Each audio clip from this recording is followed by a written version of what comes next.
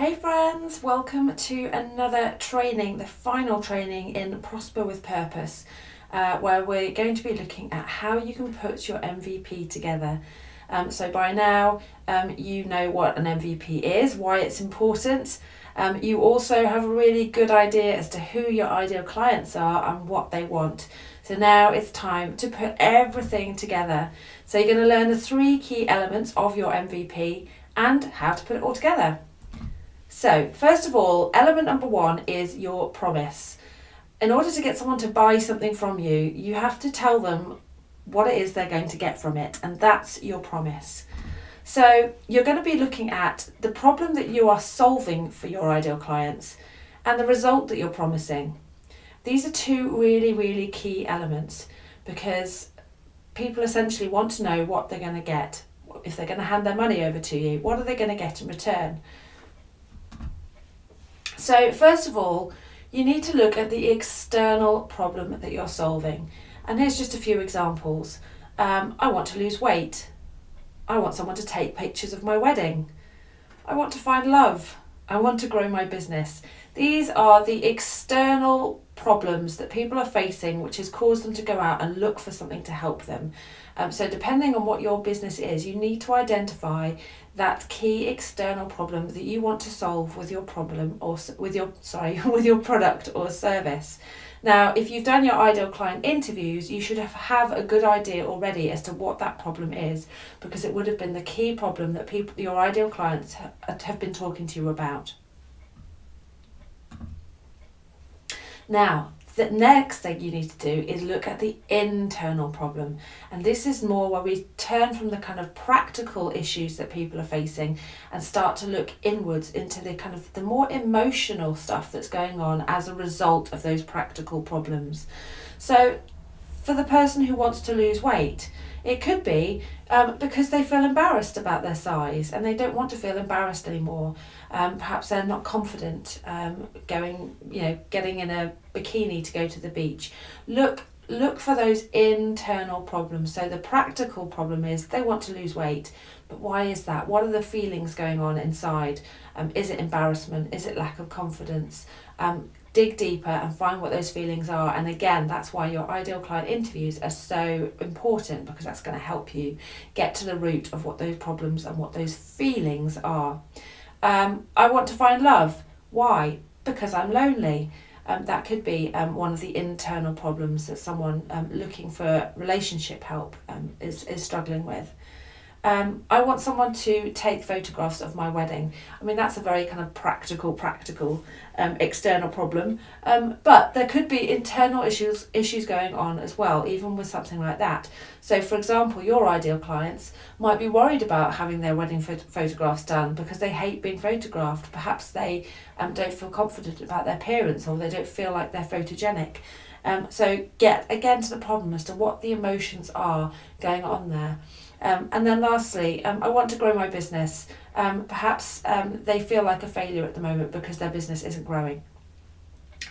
So again, look to what those internal feelings are that are going on in the background because of that external problem. Because if you can get to those emotions, that's where you're really going to be able to kind of attract your ideal clients and get them to buy. So when it comes to creating your promise, there are 3 things you need to remember. First of all, be specific. You want to promise specific results, not something just vague. So if someone wants to lose weight, what specific results are you going to get for them? How much weight are you going to help them lose in how long? It's not just a case of, I'm going to help you lose weight. Do you see the difference there? People want to know specific results before they hand over their hard-earned money. You're going to help someone grow their business. How are you going to do that? Are you going to increase their Facebook likes? Are you going to help them actually get some new clients? Are you going to help them earn a specific amount of money? Get specific as to what exactly you're helping them with. What are the exact specific results that you're going to help to get people? Also, be aspirational. So this is a tricky one. You don't want to be one of those kind of sleazy marketers who promises crazy results that you're never actually going to get. But equally, you do want to be aspirational because you want to inspire people. People need to feel inspired in order to hand over their cash. I'm not going to pay for someone who tells me they're going to help me grow my business a bit. Do you know what I mean? So what you're looking to do is to promise something that is achievable if someone follows what you're doing and gets the very best results that are possible, if that makes sense. So you want to promise something exciting and inspirational while not promising something completely unrealistic and like a sort of sleazy marketer might do. I hope that makes sense.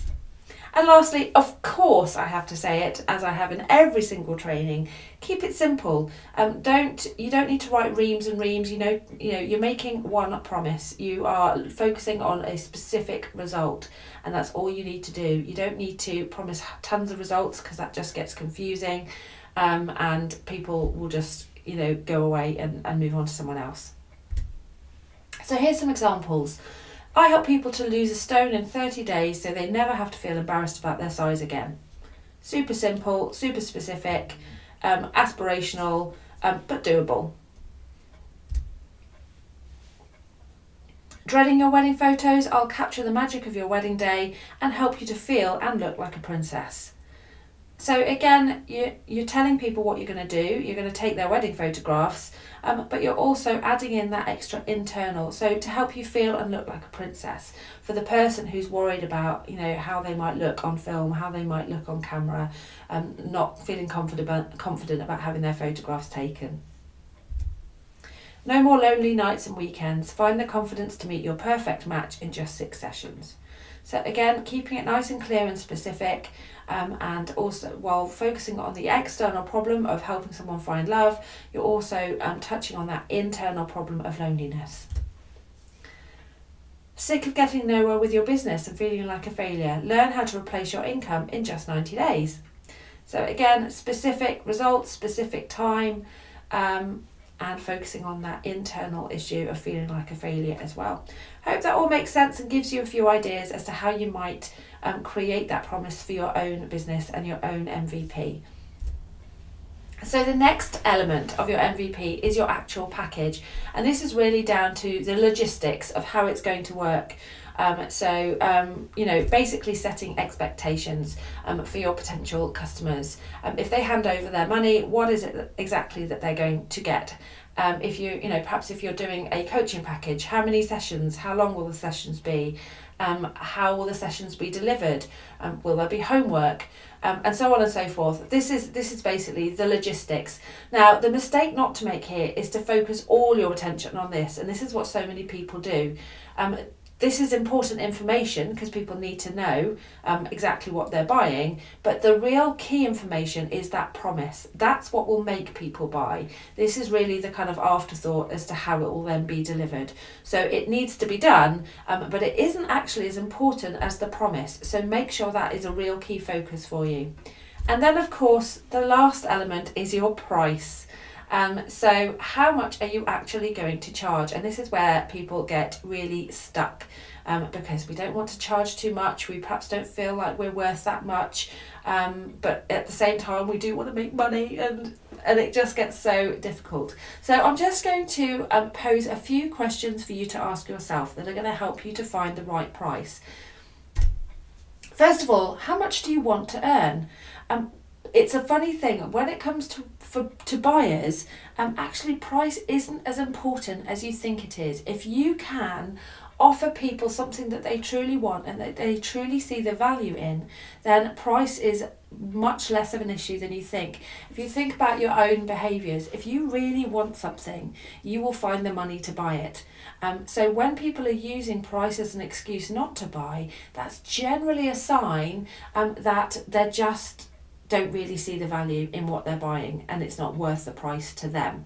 So if you can show the value and really kind of focus on that problem that you're solving for people, then price is much less of an issue. So think about how much do you want to earn, for the lifestyle that you want, for the time that you're spending in your business and so on.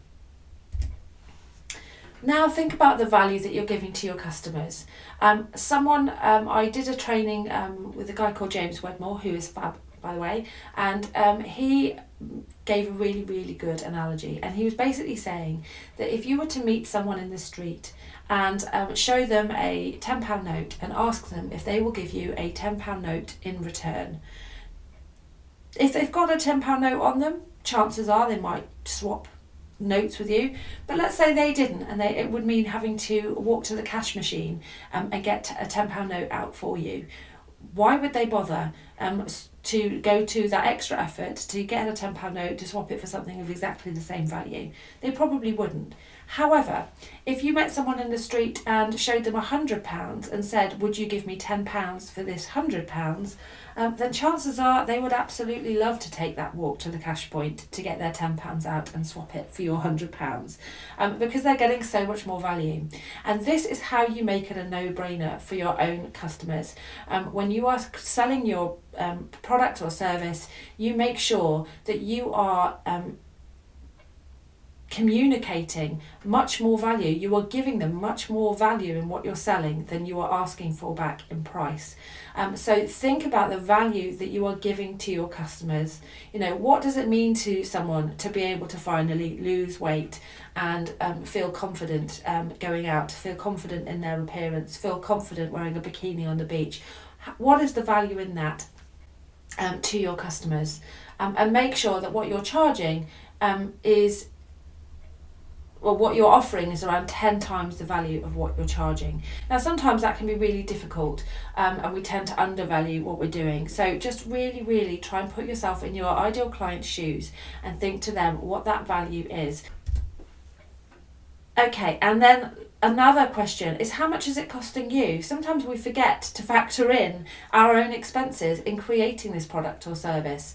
Your time, perhaps if you're actually selling something that you make, the cost of buying materials, the cost of the tools and equipment that you are using, and all of that stuff needs to be factored into the price so that you're not actually coming out having not made a profit at all. So make sure that you are always considering your own expenses as well, and making sure that the price that you're charging is still going to give you the profit that you want. Okay, it's now your turn. So have a go at creating your own MVP, your own minimum viable product. And once you have done, come and share the details of your MVP in the Facebook group so that we can give you feedback, we can give you support. And now also really, really key is to go back to your ideal clients, the ones that you interviewed, and share your MVP with them and get their feedback. What do they think? Do they like it? Would they buy it? Because that feedback is going to be super, super valuable to you, and the first step in then gradually turning that MVP into an actual product or service, a fully fledged bells and whistles product and service for your business. And that's it. I hope you found this training helpful. I hope you found this whole week helpful.